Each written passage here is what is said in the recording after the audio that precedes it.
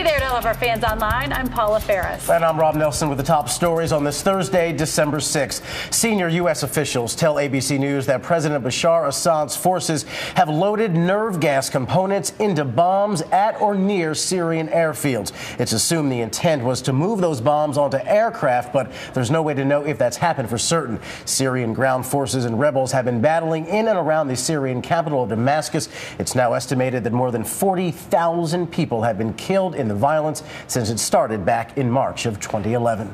President Obama and congressional Republicans have just 26 days to reach a deal avoiding the fiscal cliff. Mr. Obama and House Speaker John Boehner took a step yesterday speaking about the standoff on the phone. You just saw Treasury Secretary Tim Geithner.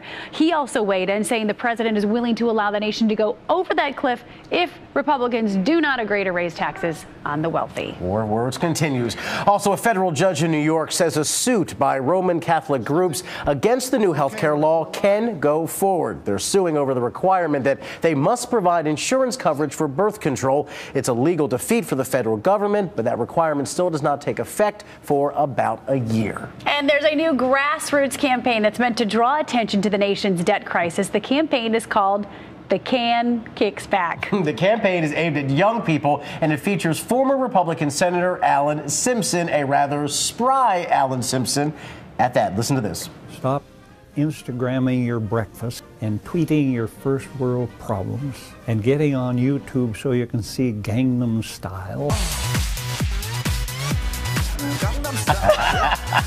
This never gets old. It could never get old. That is 81-year-old Alan Simpson going Gangnam Style there, doing his best impression of pop sensation Psy. Alan Simpson's one of Simpson Bowls, too. The campaign urges young folks to use social media to get people to sign a petition calling for a bipartisan solution to the nation's $16 trillion debt. If you can make the 81-year-old former senator do Gangnam Style, there's hope for the country. There is hope for the country. And as you said, he co-chaired they've heard this phrase, Simpson Bowls. He chaired that commission to solve the nation's deficit issues, and so that's why he has a personal interest in getting this done. So glad that he spoke out in a extremely creative way. Spoke out and danced out. And danced out, Gangnam Style, and kept his hips strong and everything. Proud of the senator.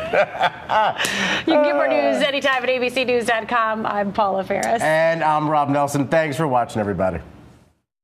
This is World News Now, available anytime, anywhere you want it.